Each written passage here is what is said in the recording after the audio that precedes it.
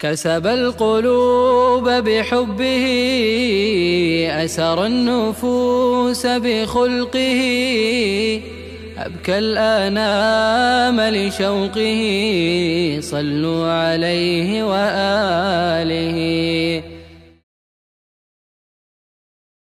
گنہگاروں کے ساتھ حسن سلوک کا نبوی انداز، اس موضوع پر فضیلت الدکتور حافظ عبدالمقیت مدنی صاحب جو کہ مرکز الحجاز کے مشرف تربوی ہیں، جو 12 سال سے زائد مقبرۃ البقیع میں رسمی مترجم رہے ہیں، تو میں ان سے گزارش کرتا ہوں کہ وہ اس موضوع پر آئیں اور خطاب کریں. السلام علیکم ورحمۃ اللہ وبرکاتہ.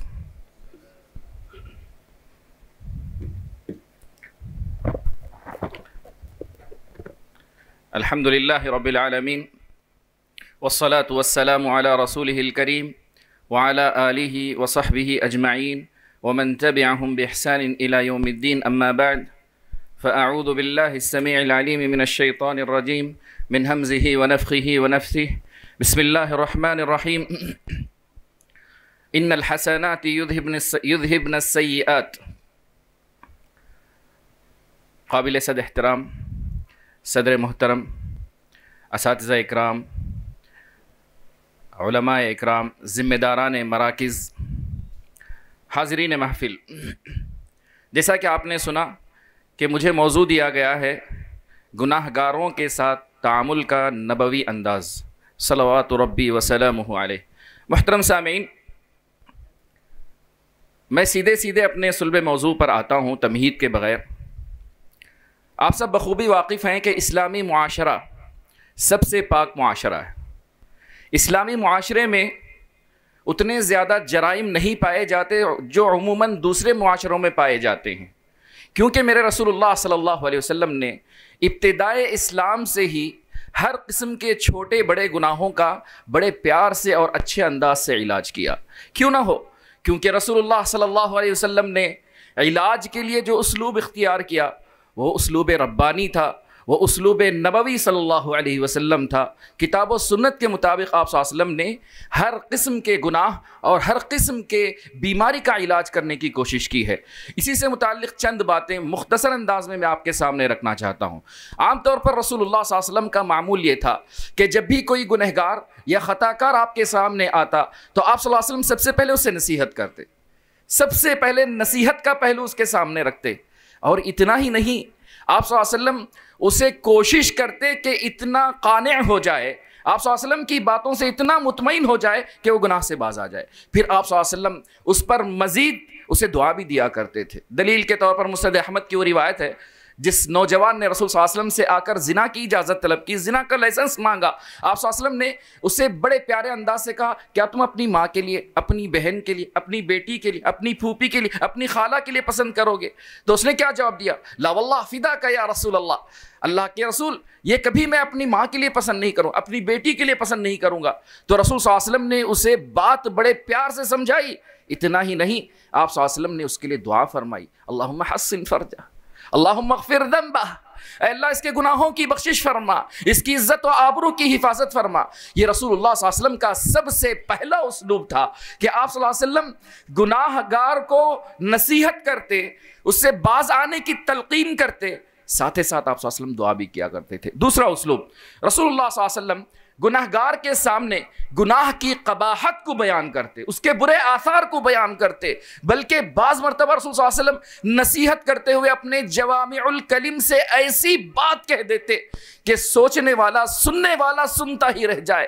ام المومنین عائشہ رضی اللہ تعالیٰ عنہ فرماتی ہے، سنن ابی داؤد کی روایت ہے، ایک مرتبہ انہوں نے اپنی سوتن صفیہ رضی اللہ تعالیٰ عنہ کے تعلق سے کچھ ایسی بات کہہ دی. رسول صلی اللہ علیہ وسلم نے کہا، لقد قلتی کلمتاً، تم نے آج ایسی بات کہی ہے، لو مزجت، اگر وہ سمندر کے پانی میں بھی ملا دی جائے تو سمندر کے پانی کو گدلا کر دے، سمندر کے پانی کو گدلا کر دے. آپ صلی اللہ علیہ وسلم نے اس غیبت اور اس برائی کی شناعت اور قباحت اتنی بیان کی کہ رسول صلی اللہ علیہ وسلم نے کہا اتنا برا جملہ ہے کہ سارے سمندر کے پانی کو گدلا کر دے. تو آپ صلی اللہ علیہ وسلم نے نصیحت کی اور ساتھ گناہ کی برائی اور اس کی قباحت کو بیان کیا. نمبر 3، عموماً رسول اللہ صلی اللہ علیہ وسلم کرتے کہ گناہگار کو اپنے گناہ پر پردہ ڈالنے کے لیے کہتے، اپنے گناہ پر پردہ ڈالنے کے لیے کہتے. یہ نہیں کہتے کہ تم اپنے فسق کا مجاہرہ کرو، کھلے انداز میں اپنا گناہ کرو، سب کے سامنے اپنا گناہ بیان کرتے پھرو، میں نے ایسا کیا، میں نے ویسا کیا. نہیں، بلکہ آپ صلی اللہ علیہ وسلم کا شیوہ تھا، فرماتے کہ تم اپنے گناہوں پر پردہ کر لو. سنن ابی داؤد ہی کی ایک روایت ہے، ابو امامہ حضرت صفوان رضی اللہ تعالیٰ عنہ سے ایک شخص نے آ کر کہا اللہ کے رسول صلی اللہ علیہ وسلم اصبت حدا فاقمہ علی، میں نے ایسا گناہ کیا ہے کہ مجھ پر حد قائم ہوتی ہے، مجھ پر حد قائم کیجئے. آپ صلی اللہ علیہ وسلم نے اپنا چہرہ موڑ لیا، آپ صلی اللہ علیہ وسلم نے اپنا چہرہ موڑ لیا. بلکہ راوی حدیث کہتے ہیں کہ آپ صلی اللہ علیہ وسلم کا چہرہ اتنا سکڑ گیا کہ آپ صلی اللہ علیہ وسلم کے چہرے سے اس گناہ کی قباحت یا ایسی چیز محسوس ہوتی تھی کہ آپ صلی اللہ علیہ وسلم نے اس کو ناپسند کیا ہے. جی ہاں، آپ چاہتے تھے کہ بس اس سے باز آ جائے، نہ کہے یہ بات، میرے سامنے یہ بات نہ کہے.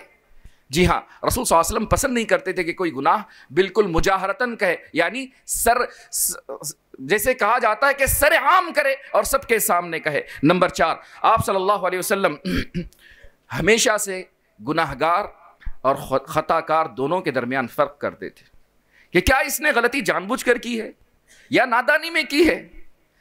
ہمارا مسئلہ یہ ہے کہ ہم جب گنہگار کو دیکھتے ہیں، کسی سے غلطی کرتے ہیں، فوراً ججمنٹ دیتے ہیں ہم. میرے رسول اللہ صلی اللہ علیہ وسلم کا انداز یہ نہیں تھا. آپ صلی اللہ علیہ وسلم پرکھتے تھے، فرق کرتے تھے کہ آیا جان بوجھ کر کیا ہے یا اس سے نادانی میں غلطی ہوئے. معاویہ بن حکم السلمی رضی اللہ تعالیٰ عنہ ارشاد فرماتے ہیں، صحیح مسلم کی روایت ہے، میں وہی محل شاہد کہوں گا کہ انہوں نے نماز کی حالت میں چھینک کا جواب دے دیا، ارحمک اللہ کہہ دیا. نماز ختم ہوئی، آپ صلی اللہ علیہ وسلم نے پوچھا کہ تم نے کیا کہا؟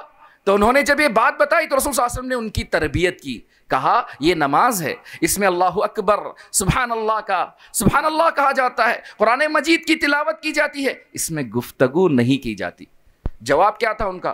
کہتے ہیں صحابی رسول صلی اللہ علیہ وسلم واللہ ما رأیت معلما احسن قبلہ ولا بعدہ، آپ صلی اللہ علیہ وسلم سے بہتر کوئی معلم، کوئی تربیت کرنے والا نہ اس سے پہلے نہ اس کے بعد کبھی دیکھا. نہ ڈانٹا، نہ گالی دی، نہ برا بھلا کہا، بلکہ پیار سے آپ صلی اللہ علیہ وسلم نے اس کی اصلاح فرمائی. نمبر 5، آپ صلی اللہ علیہ وسلم کا شیوہ تھا کہ گناہگاروں کو گناہ سے باز آنے کی تلقین کرتے اور ساتھ ساتھ نیکی کی راہ بھی بتاتے کہ اس کے بدلے میں تم نیکی کرو. قرآن مجید خود کہتا ہے ان الحسنات یذہبن السیئات، یقیناً نیکیاں برائیوں کو کھا جاتی ہیں.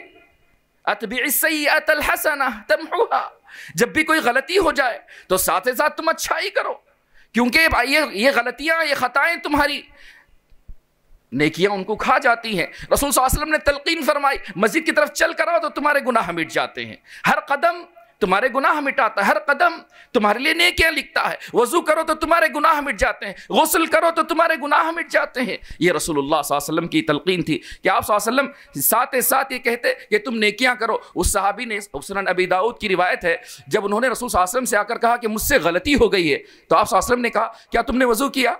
کیا تم نے ہمارے ساتھ نماز پڑھی؟ جاؤ اللہ نے تمہارے گناہ معاف کر دی. نیکیوں کی راہ بتائی. نمبر 6، آپ صلی اللہ علیہ وسلم کو ناپسند تھا کہ آپ صلی اللہ علیہ وسلم کے سامنے حدود کو لایا جائے، کہا جائے کہ اس نے غلطی کی ہے، اس پر حد قائم کیجئے. یہ نہیں پسند تھا آپ صلی اللہ علیہ وسلم کو، حدود کو قائم کیا جائے پسند نہیں تھا. ایک صحابی کہتے ہیں صفوان بن امیہ رضی اللہ تعالیٰ عنہ کہ انہوں نے اپنے ساتھ ایک شخص کو لے کر آیا اور کہا کہ اے اللہ کے رسول اس نے میری فلاں چیز چرا لی ہے. آپ صلی اللہ علیہ وسلم سے کہا کہ اس نے میری فلاں چیز چرا لی ہے. آپ صلی اللہ علیہ وسلم نے کہا کیا تم نے فلاں کی چیز فلاں چرائی ہے؟ تو اس نے کہا جی ہاں جی ہاں. جب پہلی بار انہوں نے کہا تو رسول صلی اللہ علیہ وسلم نے اپنا منہ موڑ لیا تھا، منہ موڑ لیا، پسند نہیں ہے آپ صلی اللہ علیہ وسلم کو. خود صفوان بن امیہ رضی اللہ تعالیٰ عنہ کہتے ہیں آپ کے چہرے کے آثار بتاتے ہیں کہ آپ صلی اللہ علیہ وسلم کو یہ بات پسند نہیں آئی.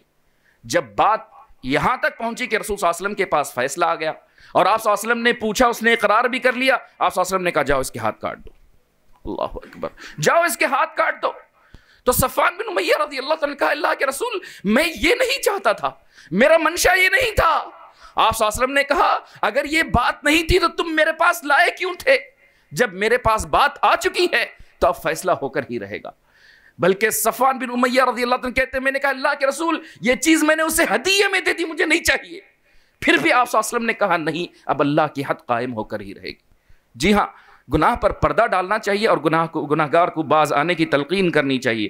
7ویں نمبر پر اگر کسی پر حد قائم کر دی گئی ہو، اگر کسی گناہگار پر حد قائم کی گئی ہو، میرے رسول صلی اللہ علیہ وسلم کا شیوہ یہ تھا کہ اس گناہ کی توبہ کے بعد اسے عار نہیں دلایا جاتا، اس گناہ پر اسے عار نہیں دلایا جاتا، برا بھلا نہیں کہا جاتا۔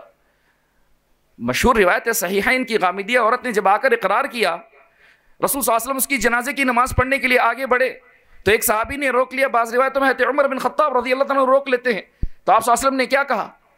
حضرت عمر رضی اللہ عنہ کہا اللہ کے رسول اس نے زنا کیا ہے، تو آپ صلی اللہ علیہ وسلم نے کہا یا عمر لقد تابت توبة لو قسمت بین 70 من اہل المدینہ لکفتهم، اے عمر اس نے ایسی توبہ کی ہے اگر مدینے کے 70 لوگوں میں تقسیم کر دی جائے تو ان کے لیے کافی ہو جائے گی۔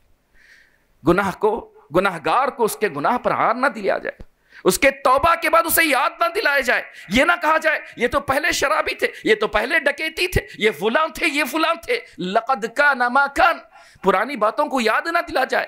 ہمارا اسلام یہ سکھاتا ہے کہ پازیٹیو رہیں، اسے آگے بڑھنے کی تلقین کریں۔ نمبر 8، رسول اللہ صلی اللہ علیہ وسلم گناہگار کو اس کے گناہ پر عار دلانے سے منع فرمایا کرتے تھے، عموماً عار دلانے سے منع فرمایا کرتے تھے۔ اگر کوئی غلط جملہ بھی کہہ دیتا، رسول صلی اللہ علیہ وسلم کو ناپسند آتا تو آپ صلی اللہ علیہ وسلم اس کی اصلاح فرماتے۔ سنن کی روایت ہے کہ وہ آدمی جس نے بار بار شراب پی تھی، اس کو رسول صلی اللہ علیہ وسلم کے سامنے لایا گیا، حد قائم کی گئی۔ چوتھی مرتبہ جب حد قائم کی گئی، ایک صحابی نے کہا اخزاک اللہ ما اکثر ما یؤتی بہ، اللہ تجھے رسوا کرے کتنے بار تجھ پر حد قائم کی جاتی ہے۔ رسول صلی اللہ علیہ وسلم نے کہا لا تعینوا علیہ الشیطان، لا تعینوا علیہ الشیطان، شیطان کو اس پر مسلط نہ کرو، بل قولوا رحمک اللہ، بلکہ دعا دو کہ اللہ تم پر رحم فرمائے۔ جی ہاں، گناہ پر عار نہیں دلایا جاتا بلکہ دعا دی جاتی ہے۔ یہی ہونا چاہیے کہ کارگزاری کے نام پر ان کے پرانے کرتوت یاد دلائیں، نہیں، ہمارا شیوہ یہ ہے، رسول صلی اللہ علیہ وسلم کا انداز یہ ہے کہ اس کے گناہ کو بھولا جائے، اس کی توبہ کو یاد رکھی جائے، اور رسول اللہ صلی اللہ علیہ وسلم کا معمول یہ تھا کہ نیکی کی طرف اس کو آگے بڑھایا جاتا۔ اب یہ نہ سمجھ لے کوئی انسان کہ رسول صلی اللہ علیہ وسلم ہر گناہ پر نرمی کرتے تھے، نہیں، بلکہ آپ صلی اللہ علیہ وسلم بعض گناہوں پر ناراض بھی ہوتے تھے، خاص کر جب اللہ کی حرمتیں پامال ہوں۔ اللہ کے رسول صلی اللہ علیہ وسلم غصہ اسی وقت ہوتے تھے الا اذا انتهكت حرمات اللہ عز وجل، جب اللہ کی حرمتیں پامال ہو تو ناراض ہوتے۔ رسول صلی اللہ علیہ وسلم نے ایک صحابی سے اپنے بھائی کو عار دلانے پر، اپنی ماں کی عار دلانے پر آپ صلی اللہ علیہ وسلم نے کہا هل عیرته بامک، هل عیرته بامک، کیا تم نے تمہیں اس کی ماں سے عار دلایا، اس کی ماں کے نام سے عار دلایا؟ انک امرؤ فیک الجاہلیہ، تمہارے اندر جاہلیت ہے، کہا رسول صلی اللہ علیہ وسلم نے۔ ناراض ہوتے آپ صلی اللہ علیہ وسلم، بلکہ بعض مرتبہ دسویں بات یہ ہے کہ بعض مرتبہ رسول اللہ صلی اللہ علیہ وسلم کو دیکھا گیا کہ گناہگاروں سے ان کی تربیت کی خاطر حجر کر لیتے آپ صلی اللہ علیہ وسلم۔ کعب بن مالک رضی اللہ عنہ کا مشہور واقعہ صحیحین کے اندر، جو 3 آدمی، خود حضرت کعب بن مالک رضی اللہ عنہ ارشاد فرماتے ہیں کہ جو غزوہ تبوک سے 3 آدمی رہ گئے تھے، ان میں سب سے نوجوان کعب بن مالک رضی اللہ عنہ تھے۔ کہتے ہیں کہ مدینے میں گھومتے پھرتے تھے، رسول صلی اللہ علیہ وسلم نے سب کو بات کرنے سے منع کر دیا تھا، سب کو بات کرنے سے منع کر دیا تھا۔ کہتے ہیں کہ میں مسجد رسول اللہ صلی اللہ علیہ وسلم میں داخل ہوتا، سلام کرتا، تمنا ہوتی کہ میری نگاہوں میں رسول صلی اللہ علیہ وسلم کے ہونٹ ہلتے ہوئے نظر آئے، کیا میرے سلام کا جواب دیتے ہیں؟ میں نماز کے لیے کھڑا ہوتا تو رسول صلی اللہ علیہ وسلم کی نگاہ میری طرف ہو جاتی، جب میری نگاہ رسول صلی اللہ علیہ وسلم پر پڑتی، آپ صلی اللہ علیہ وسلم کا چہرہ کسی اور طرف ہوتا۔ حتیٰ کہ مدینے میں مجھے کوئی بات کرنے والا نہیں تھا۔ ابو قتادہ میرے چچا زاد بھائی پڑوسی تھے، ان کی دیوار پھلاند کر ان کے پاس پہنچا، کہا ابو قتادہ السلام علیکم، جواب نہیں ملا۔ قسم دلائی اے ابو قتادہ تم جانتے ہو کہ میں اللہ اور اس کے رسول سے محبت کرتا ہوں، تم میرے سلام کا جواب نہیں دیتے، مجھ سے بات نہیں کرتے۔ لیکن ابو قتادہ نے اللہ اور اس کے رسول صلی اللہ علیہ وسلم کے احکام اور فرامین اور وعدے کو نہیں توڑا، بات نہیں کی، کہا اللہ بہتر جانتا ہے میں تم سے بات نہیں کر سکتا۔ رسول صلی اللہ علیہ وسلم نے 40 دن ان سے بات نہیں کی۔ 40 دن کے بعد یہ کہا کہ ان کی بیویوں کو ان سے الگ ہونے کا حکم دے، ان کی بیویاں بھی ان سے الگ ہو جائیں۔ 50 دن مکمل گزر گئے۔ عموماً یہ 10 باتیں تھیں، عموماً اس سے بھی کئی زیادہ باتیں ہیں جو میں نے 10 باتیں مختصر انداز میں آپ کے سامنے رکھی ہیں۔ اللہ سے دعا کرتا ہوں کہ اللہ رب العزت مجھے اور آپ کو ہر قسم کے گناہ سے دور رکھنے کی توفیق نصیب فرمائے، ہمیں ہر گناہ سے دور رکھے، ہر گناہ سے توبہ کی توفیق نصیب فرمائے، آمین۔ اقول قولی هذا واستغفر الله لي ولكم ولسائر المسلمين فاستغفروه انه هو الغفور الرحيم وجزاكم الله خيرا والسلام عليكم۔ اور مزید ویڈیوز کو دیکھنے کے لیے آپ ہمارے YouTube چینل کو سبسکرائب کریں۔ فجزاکم اللہ خیرا۔